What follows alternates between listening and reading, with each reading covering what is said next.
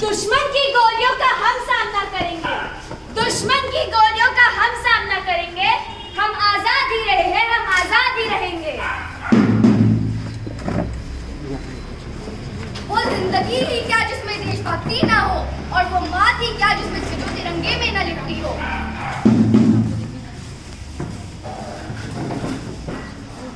जलियांवाला बाग का दोषी general Dyer था, जलियांवाला बाग का दोषी जनरल डायर था। उधम सिंह की अटूट प्रतिज्ञा से डर गया वो कायर था।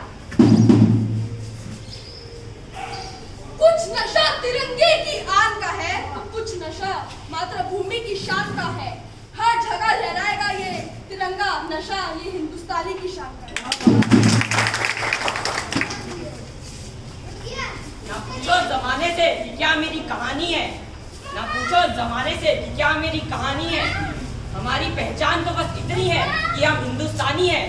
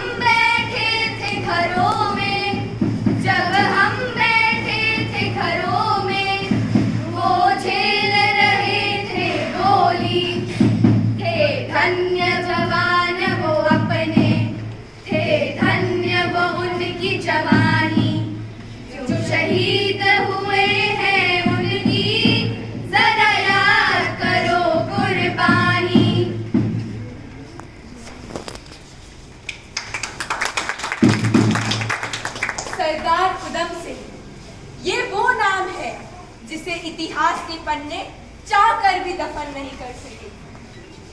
वह वीर जिसने फांसी के फंदे को खुशी खुशी देश के लिए चूमा।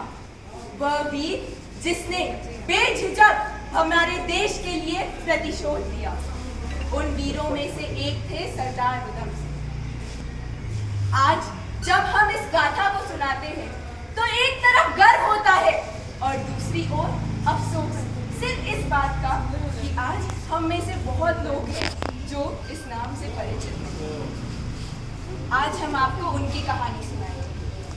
सरदार उधम सिंह का जन्म 13 अप्रैल 1899 में हुआ था। ये बचपन से ही देश के लिए हमेशा से प्रतिष्ठा रखते थे।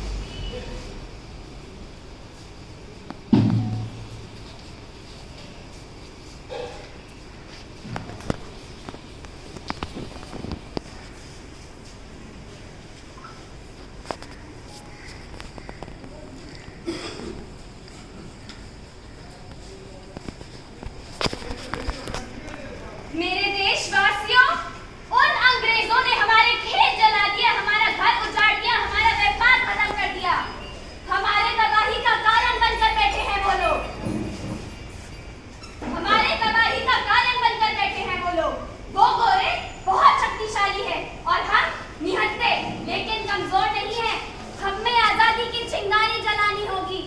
हम में आजादी की चिंगारी जलानी होगी, तुम में उनके गुस्से को सहने की शक्ति होनी होगी। हम उनसे सीना तान कर लड़ेंगे।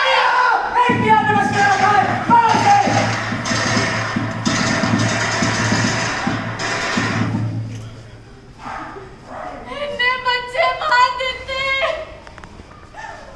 इन्हें मासूम बच्चा ने थोड़ा की बिगाड़िया सी।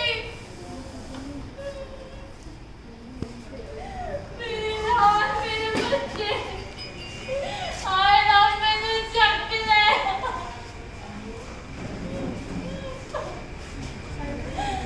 इन अंग्रेजों ने मेरी हार रखी है।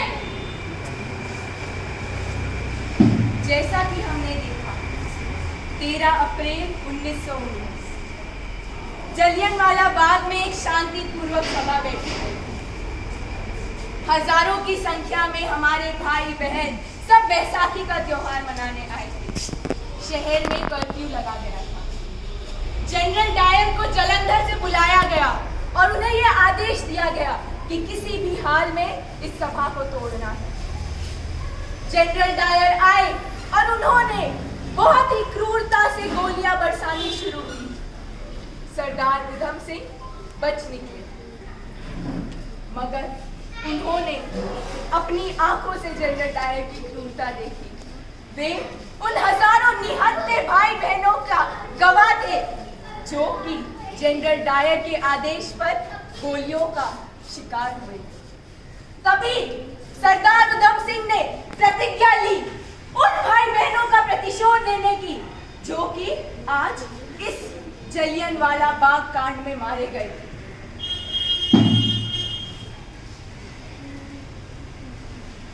नहीं भूलूंगा मैं,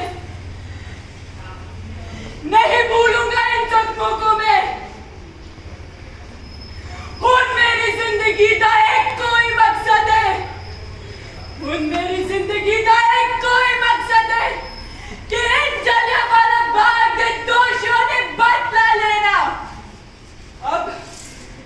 अब मेरी जिंदगी का बस एक ही मकसद है कि उन जलियांवाला बाग के दोषियों से बदला लेना।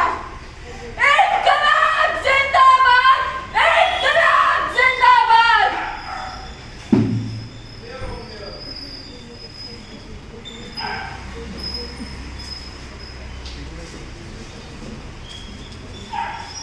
जलियांवाला बाग देखो, यही चली थी गोलियां। ये मत पूछो किसने खेली यहाँ खून की होलियां। एक तरफ बंदूकें दंदन, एक तरफ की टोलियां। मरने वाले बोल रहे थे गोलियां।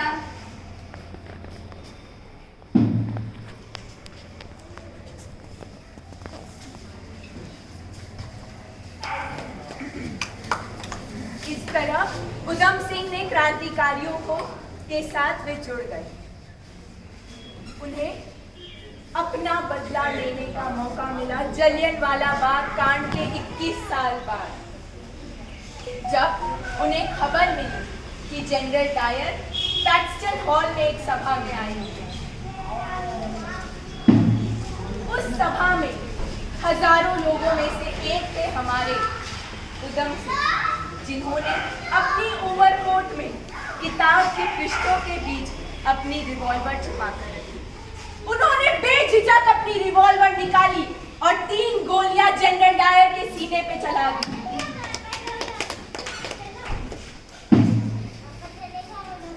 इस सभा में आने और बोलने के लिए इस ऑफिसर को आमंत्रित करने के लिए आप सभी का धन्यवाद।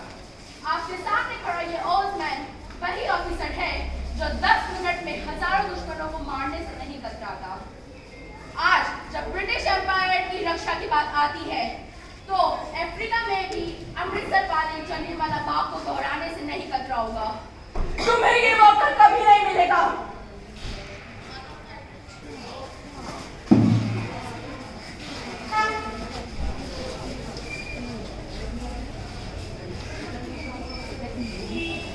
उधम सिंह ने जिस बहादुरी के साथ एक भरी सभा में जनरल डायर के ऊपर 3 गोलियां चलाई थी, उसी बहादुरी के साथ वे बेझिझक हथकड़ियां स्वीकार करने के लिए खड़े थे। उन्होंने वहां से भागने की कोशिश नहीं की।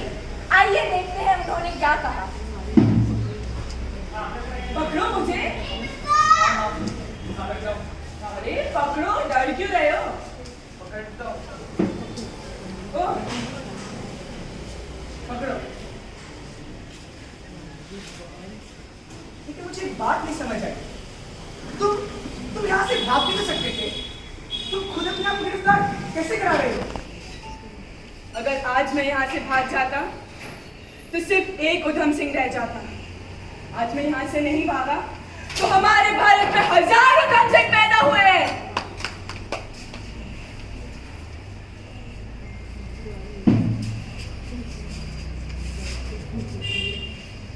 उधम सिंह की बहादुरी देख ना कि हिंदुस्तानी लोग गर्व महसूस कर रहे थे, बल्कि अंग्रेजी भी भौचक के रह गए थे।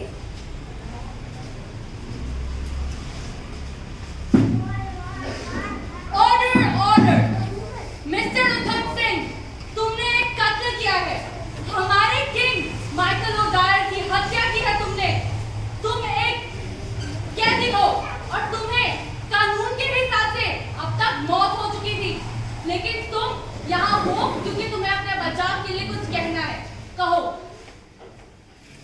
मैं जानता हूँ कि मैंने माइकल ओडायर की हत्या की और मैं इससे इनकार नहीं करूंगा, बल्कि मुझे गर्व है कि मैं जो भी कितना अपने देश के वास्ते कितना। चुप रहो उधम सिंह। Bluetooth mode. मैं तुम्हारी ये बकवास सुनने नहीं बैठा। जब तुमने पूछ ही लिया कि तुम्हें कुछ कहना है तो The तुम्हें सुनना ही Bluetooth पड़ेगा। device is connected मैं यहाँ successfully. उन लाखों करोड़ों हिंदुस्तानी के लिए खड़ा हूँ जो वहाँ इंसाफ की लड़ाई लड़ रहे हैं। मैं यहाँ अपने हजारों भाई बहनों के लिए खड़ा हूँ जिन्होंने 1919 में बैसाखी के दिन अमृतसर में त्योहार मनाने आए थे, मेले देखने आए थे। जलियांवाला बाग में बिना रुके गोलियां चली। कितने मासूम निहत्थे लोगों की मौत हुई। क्या वो कत्ल नहीं? किस धर्म, किस कानून, किस सभ्यता के अनुसार वो कत्ले आजम नहीं है? चुप रहो उधम सिंह। तुम यहाँ अपने केस के This is my case. My country is my case. जब तुम कानून इंसाफ नहीं दिलाते तो हमें खुद लेना पड़ता है। बहुत हो गया उधम सिंह। मेरा नाम उधम सिंह नहीं, मैं राम मोहम्मद सिंह आजाद हूँ। तुम अंग्रेज हमेशा हम हिंदुस्तानियों को धर्म के आधार पर तोड़ने की कोशिश की है, पर ये बात सदैव याद रखना कि तुम राम मोहम्मद सिंह आजाद को कभी नहीं तोड़ सकते। बहुत हो गया उधम सिंह। मैं तुम्हें फांसी की सजा सुनाता हूँ। तो तेनू की लगता मैं तेनू लजवती आ सकता? मैं मौत से डरता नहीं। आज मैं कल मैं मरूंगा तो वहाँ हिंदुस्तान में हजार उधम सिंह और पैदा होंगे। किन को रोकोगे तुम? बहुत हो गया। इसकी ये बकवास कोई प्रेस या मीडिया में नहीं जानी चाहिए। तुम शहर के आँख कान नाक सब बंद कर दोगे, पर सच्चाई को कभी दफना नहीं कर पाओगे, कभी दफना नहीं कर पाओगे। इनकलाब जिंदाबाद, इनकलाब जिंदाबाद। ले जाओ उसे।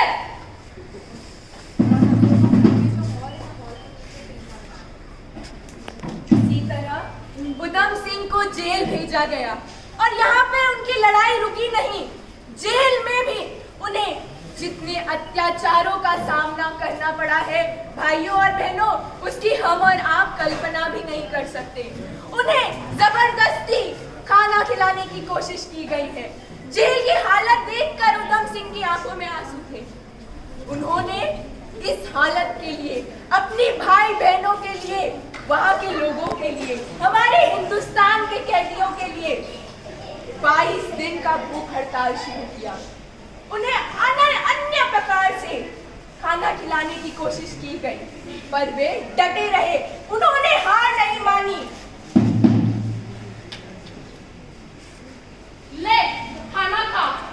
नहीं खाऊंगा मैं। तुझे खाना पड़ेगा। मैं नहीं खाऊंगा। मुझे खाना पड़ेगा, मतलब खाना पड़ेगा। जब मैंने एक बार कह दिया कि मैं नहीं खाऊंगा, मतलब नहीं खाऊंगा। मुझे खाना पड़ेगा। तो मैंने कहा ना मैं नहीं खाऊंगा। जाओ गरम लोहा लाओ। अपना हाथ आगे काट, अपना हाथ आगे काट। इनकलाब जिंदाबाद।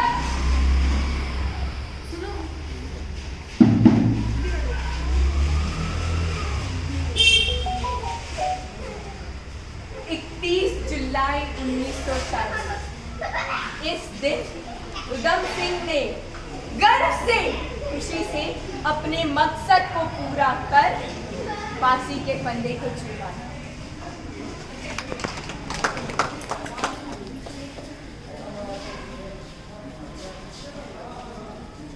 सरदार जी, आपकी फांसी का वक्त हो गया है। अब मेरी माँ मुझे बुला रही है।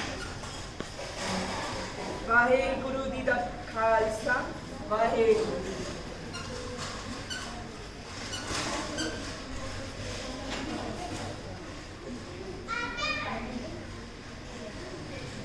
भारत माता की जय। वंदे मातरम, वंदे मातरम, भारत माता की जय।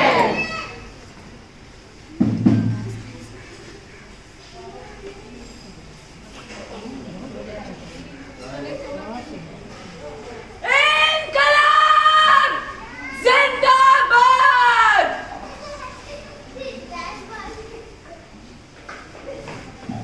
ये अंग्रेजों ने आज फांसी देकर उधम सिंह को मारा नहीं है। हम सब में एक उधम सिंह को जन्म दिया है। दोस्तों, ये शहादत क्या शहादत थी।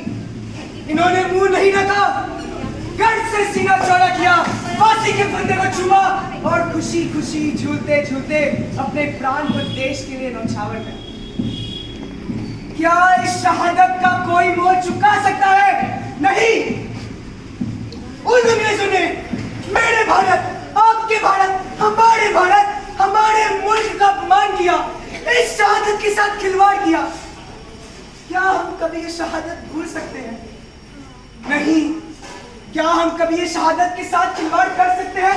नहीं। लेकिन ऐसा क्यों है कि आज हम ये शहादत को भूल गए? मैं आपसे एक सवाल करता हूं, क्या हम सच में आजाद है?